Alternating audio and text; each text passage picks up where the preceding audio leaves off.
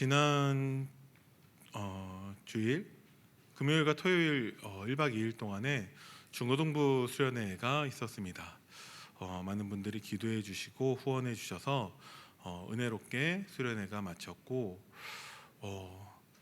중고등부도 이제 중등부와 고등부와 나누어 있다가 이제 합치게 되었는데 새로운 전환점이 되는 시간이었고, 오늘 강단 말씀에서 목사님 말씀하신 대로 참 있을 수 없는 사건들이 있는 가운데에서 후대 복음화를 향한 하나님의 시간표 가운데 우리 선생님들과 우리 렘넌트들과 함께 그 응답을 누리기를 바랍니다. 계속해서 기도해 주시기 바랍니다. 오늘 강단 말씀은 우리는 하나님의 거룩한 성전입니다 라는 제목으로 우리에게 말씀을 주셨습니다. 하나님은 우리를 하나님의 거룩한 자녀와 백성으로 부르셨다라고 말씀을 하셨습니다. 신앙생활은요, 뭔가 이해하고 납득하는 것이 아니라 인정하고 믿는 것입니다. 우리가 이해하고 납득하고 난 다음에 믿으려고 하면은 절대 믿을 수가 없습니다. 뭘 믿을 수 없냐? 그냥 간단하게 예수님이 물 위를 걸어가셨다고 성경은 기록하고 있습니다. 말이 안 되죠. 그걸 어떤 사람이 이해하고 납득할 수가 있겠습니까? 더 깊게 들어가면 하나님이 말씀으로 세상을 창조하셨고 예수님이 처녀의 몸에서 태어나셨습니다. 십자가에서 죽으셨는데 3일 만에 부활하셨습니다. 말이 안 되죠. 우리가 이것을 이해하고 납득하려면 아무도 믿을 사람이 없습니다. 그래서 우리는 하나님 말씀 그대로를 인정해야 됩니다. 인정하면요, 다른 말로 믿으면 이해가 됩니다.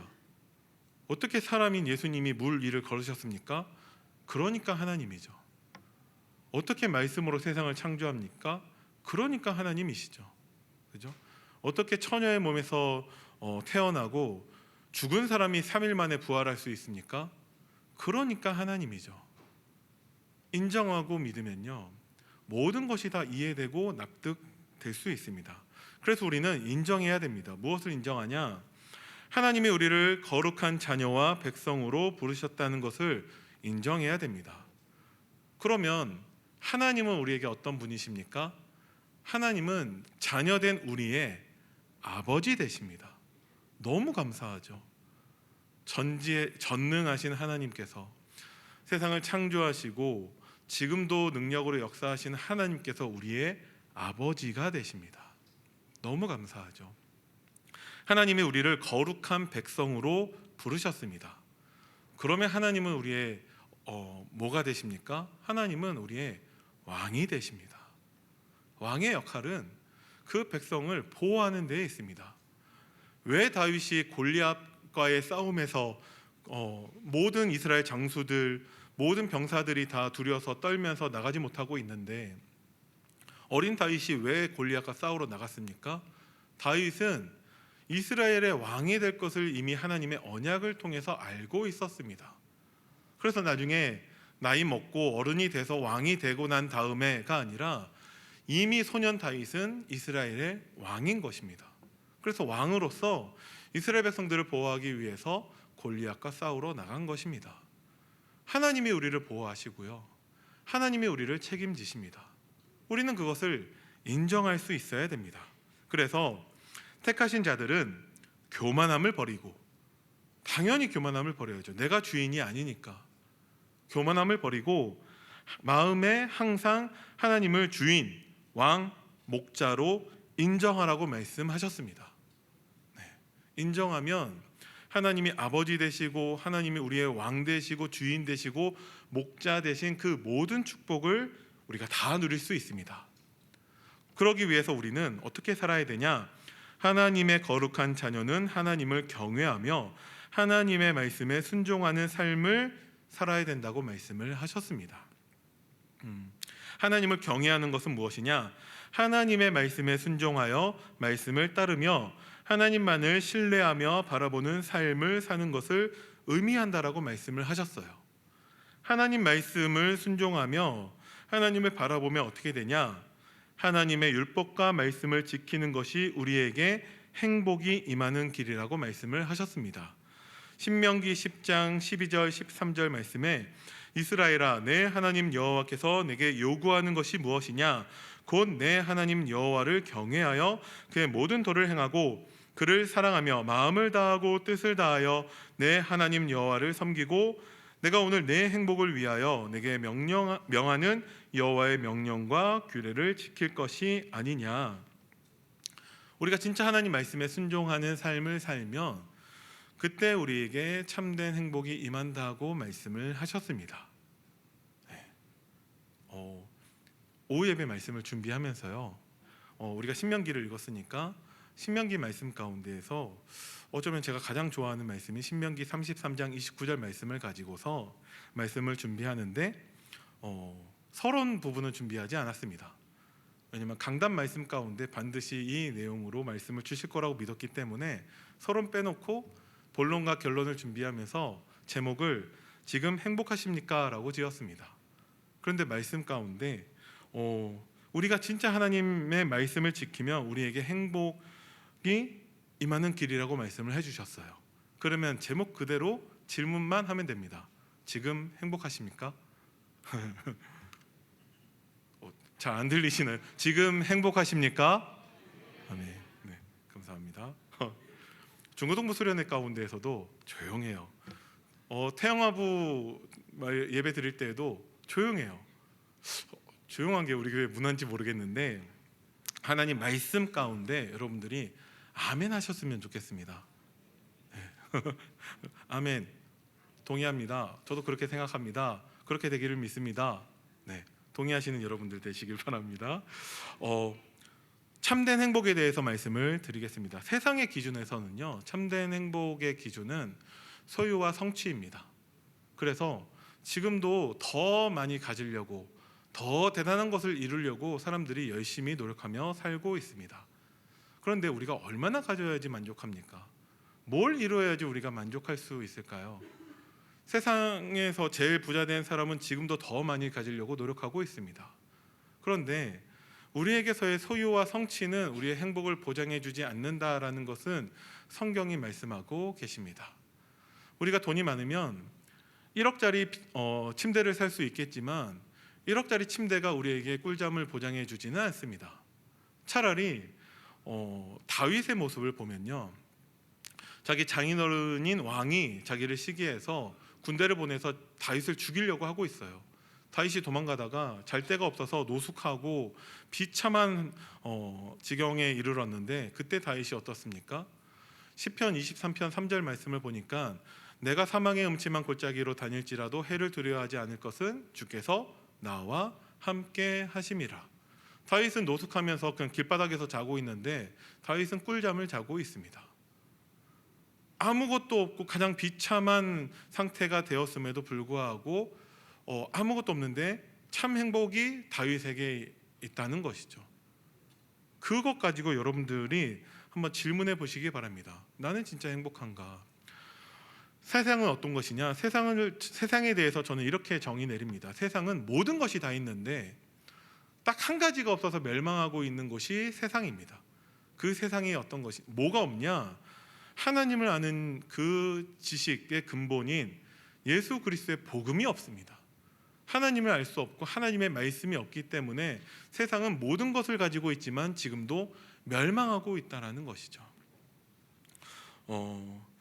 어떤 방송을 보니까 예전에 어떤 스님이 나오는데 스님하면 딱 연관되는 단어가 무소유여야 되는데 그 스님 보니까 많은 시청자들이 댓글에 풀소유하고 있다라고 얘기하고 있습니다. 강남에 집이 있고 아침에 느긋하게 커피 마시면서 막 좋은 차 타고 다니고 그러고 있는데 그것 때문에 그 스님은 방송에서도 하차하고 뭐 그렇겠다고 하는데 세상은 지금도 더 많은 것을 가지려고 노력하고 있습니다. 마치 바닷물을 마시는 것처럼 끝없이 계속 들이키고 있다라는 것이죠. 그러면 우리가 교회 안에서 성도들의 바람은 무엇입니까? 성도들은 열심히 신앙생활을 통해서 응답받으려고 하고 있고 무엇인가 깨달으려고 하고 있습니다. 그런데 신학 박사가 된다 하더라도 진짜 우리가 복음을 누리지 못한다면 온전한 신앙생활을 누리지 못한다라는 것이죠. 왜 그러냐? 하나님은 우리의 신앙생활이 우리의 노력, 어떤 응답, 어떤 열심이 아니라 하나님이 주신 것을 누리는 것, 그렇게 신앙생활하기를 원하고 계십니다. 그 결과 그 누구도 바라지 않는 것이 있는데 사도행전 20장 24절 말씀을 보면요, 내가 달려갈 길과 주 예수께 받은 사명 곧 하나님의 은혜의 복음을 증언하는 일을 마치려 하면은 나의 생명조차 조금도 귀한 것으로 여기지 아니하노라. 사도 바울의 고백이죠.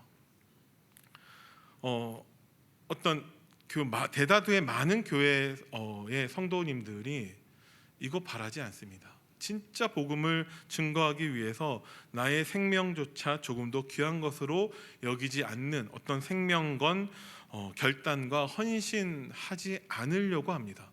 내가 드러나지 않기 위해서 큰 교회를 가려고 한다라는 거죠.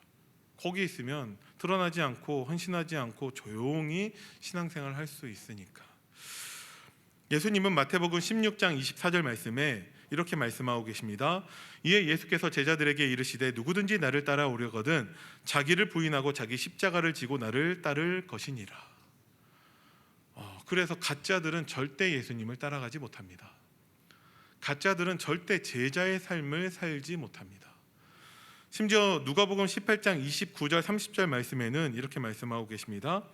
이르시되 내가 진실로 너희에게 이르노니 하나님의 나라를 위하여 집이나 아내나 형제나 부모나 자녀를 버린 자는 현세의 여러 배를 받고 내세의 영생을 받지 못할 자가 없느니라 하시니라. 다 버리라고 말씀하고 계세요. 뭐 하나 얻으려고? 진짜 복음 누림 때문에. 근데 우리가 진짜 다 버리고 있습니까? 아니잖아요. 많은 사람들이 지난주 강단 말씀대로 풀이나 나무나 집 같은 신앙생활을 하고 있습니다. 하나님은 우리가 금이나 은이나 보석 같은 신앙생활을 하길 원하세요. 금이나 은이나 보석을 바치라는 게 아니라 우리의 신앙생활이 마음을 다하고 뜻을 다하고 힘을 다해서 하나님을 사랑하고 하나님의 말씀에 순종하라고 말씀하고 계시는 것입니다. 여러분들은 지금 행복하십니까? 네. 두 번째로 지금을 말씀드리고 싶습니다. 지금이라는 것은 평상시를 말씀하고 계시는 거겠죠. 우리의 평상시는 어떻게 설명할 수 있을까요? 우리의 평상시는 문제가 있거나 아니면 곧 문제가 생길 것으로 표현할 수 있을 것 같습니다. 늘 문제가 있습니다.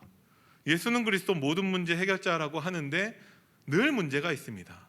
제가 어디서 봤는데 우리 육신, 몸을 기준으로 봤을 때에는 호흡하는 것도 스트레스가 있다고 하더라고요. 그러니까 우리 몸을 기준으로 봤을 때 우리 생명을 유지하는데 반드시 필요한 그 공기조차도 이물질이라는 거예요.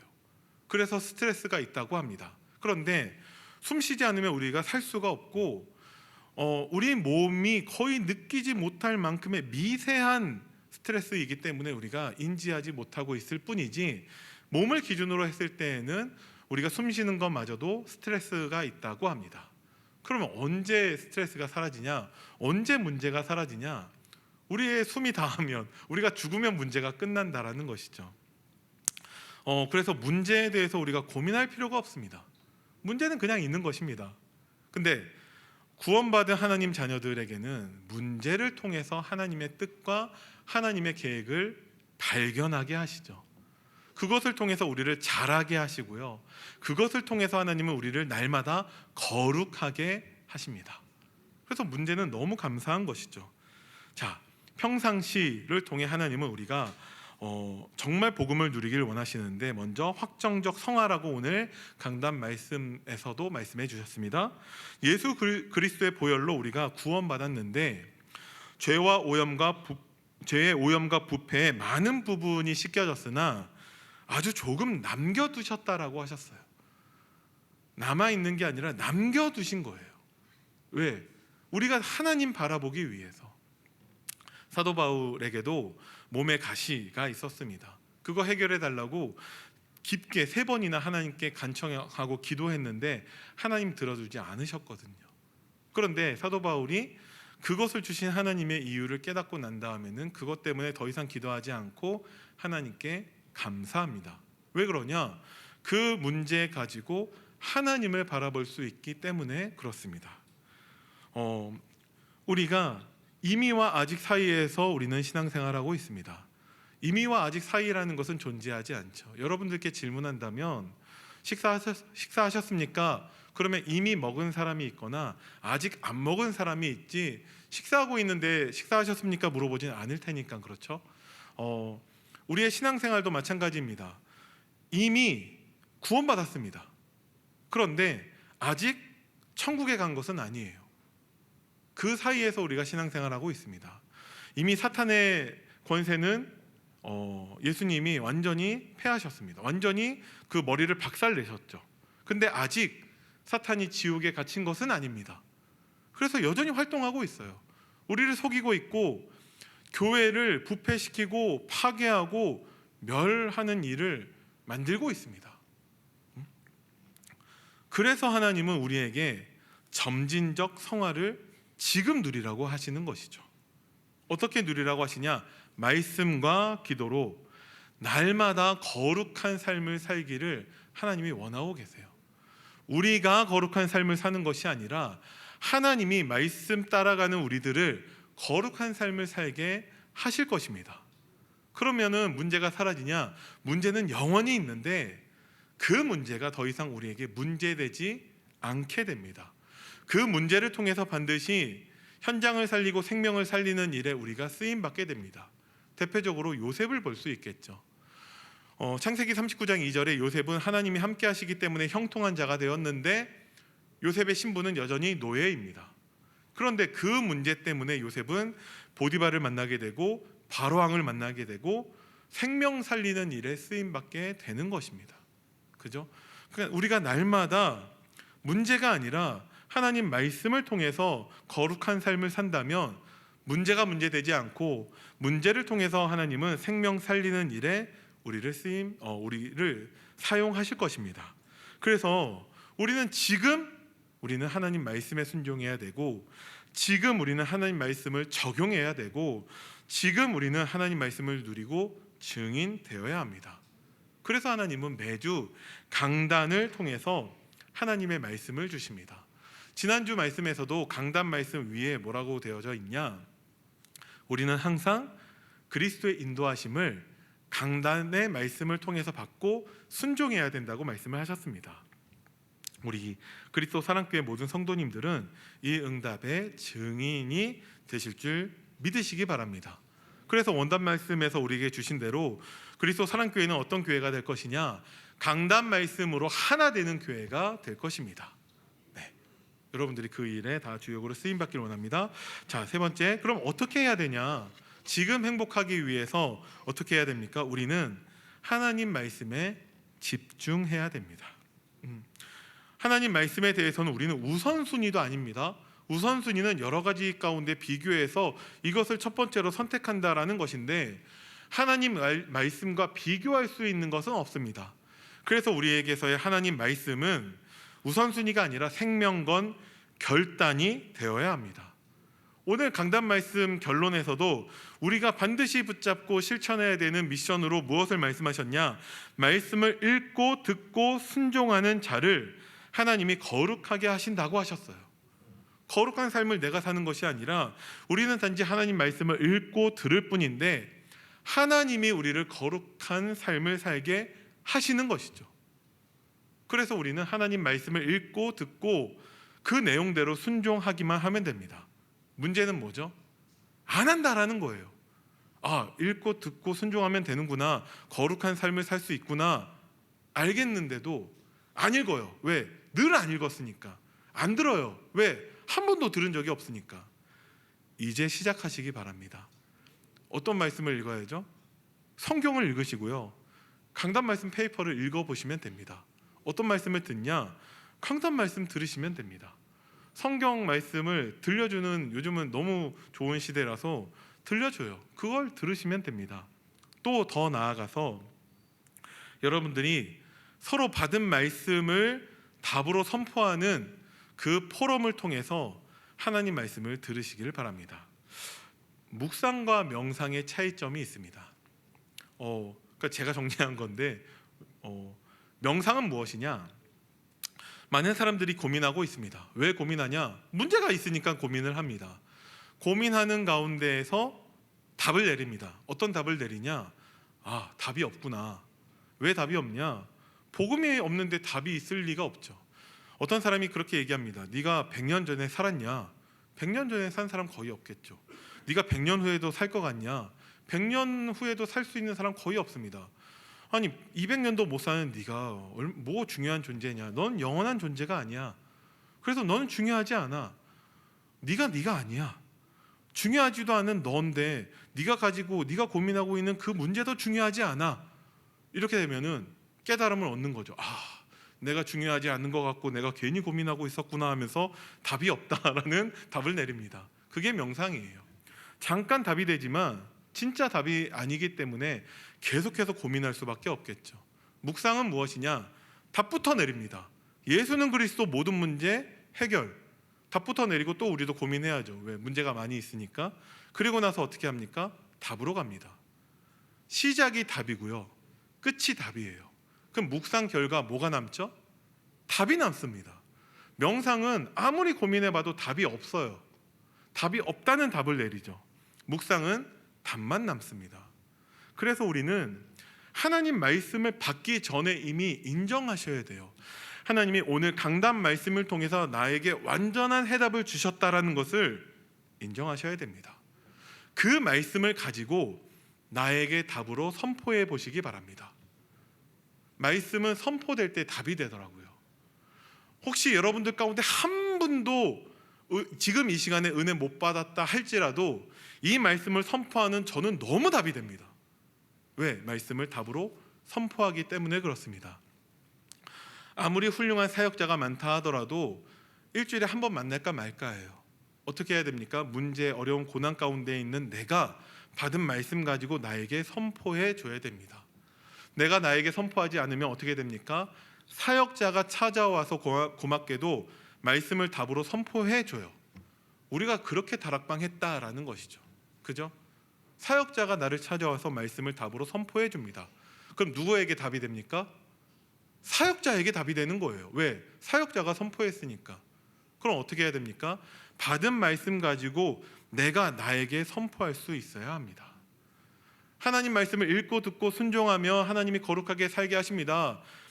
기존교회에서 정말 많은 사람들이 읽습니다. 듣습니다. 근데 답이 안 돼요. 왜? 우리가 읽고 듣고 하나님 그 말씀 가지고 내게 답으로 선포할 수 있어야 됩니다. 여러분들이 한번 실천해 보시기 바랍니다. 그러면 내가 순종할, 적용할, 실천할 하나님의 말씀을 주세요. 아, 하나님은 내가 이거 하길 원하시는구나. 내가 하나님의 말씀을 읽고 듣고 그 내용대로 순종하여서 하나님 말씀을 진짜 답으로 누리기를 원하시는구나 깨닫게 됩니다. 결론입니다. 너무 어렵게 말씀을 전하는 게 아닌가라는 고민을 모든 사역자들이 항상 하고 있습니다. 그래서 말씀드리는데 여러분들이 깨닫고 뭔가 내가 정리하고 그 이전에 은혜 받으시면 됩니다. 하나님은 말씀을 답으로 주고 계세요. 하나님은 우리를 거룩한 성전으로 부르셨다고 말씀하셨고 하나님은 은혜로 우리를 거룩한 하나님 자녀, 거룩한 백성으로 부르셨다고 말씀을 하셨어요. 그것을 나에게 선포하면 진짜 답으로 누릴 수 있고 하나님의 은혜를 체험할 수 있습니다. 그래서 그 어떤 것보다 여러분들이 은혜 받으시기 바랍니다. 은혜 받으면 어떻게 되냐? 복음을 가지고 있는 우리는 복음적인 사람이 됩니다. 저에게서의 복음적인 것은 살리는 것, 힘주는 것, 은혜받게 돕는 것입니다. 왜 그러냐? 복음만큼 나를 살리는 게 없어요. 복음만큼 나에게 힘이 되는 게 없고 복음만큼 나에게 은혜 되는 것이 없습니다. 진짜 우리가 복음을 가지고 복음을 누린다면 내가 나를 살려야 되고요. 내가 나에게 힘줘야 되고 내가 나를 은혜 받을 수 있도록 도와줘야 됩니다. 사탄은 자꾸 우리의 생각에서부터 자꾸 힘들다, 어렵다, 안 된다, 없다, 죽겠다 이렇게 우리를 속이고 있는데 복음으로 나를 살리시기 바랍니다. 그게 하나님의 은혜입니다. 복음으로 나에게 힘주고 내가 어떻게든 은혜 받을 수 있도록 내 생각을 바꾸시기 바랍니다. 오늘 말씀에서 보니까 여호와의 구원이 우리에게 임했다라고 말씀을 하십니다. 그래서 우리가 행복자라고 말씀하고 계세요. 나를 살리는 축복이죠. 우리의 방패 되신 여호와를 말씀하고 계십니다. 하나님은 지금도 우리를 지키시고 우리를 보호하고 계십니다. 영광의 칼이신 여호와께서 우리와 함께 하시면서 세상을 이길 참된 힘과 능력으로 역사하고 계십니다. 하나님은 지금도 우리를 살리고 계시고 우리의 힘이 되고 계시고 우리에게 은혜 받게 도와주고 계십니다. 그래서 진짜 말씀을 통해서 힘을 얻으시고 정말 참된 행복을 누리는 우리 그리스도 사랑교회 모든 성도님들 되기를 예수님의 이름으로 축원드립니다. 기도하겠습니다. 살아계신 하나님 은혜를 감사드립니다. 우리를 하나님의 은혜로 거룩한 자녀, 거룩한 하나님의 백성으로 불러주신 하나님의 은혜에 감사드립니다. 하나님 말씀을 순종함에 따라 하나님이 우리를 거룩한 삶을 살게 하실 줄을 믿습니다. 우리가 정말 하나님의 거룩하심을 나타내는 도구가 되게 하여 주시고 우리의 삶을 통하여서 우리의 모든 후대들과 하나님을 알지 못하는 모든 사람들에게 정말 그리스도의 증인으로 설 수 있도록 주님이 축복하여 주옵소서. 감사를 드리며 우리 주 예수 그리스도의 이름으로 기도드립니다. 아멘.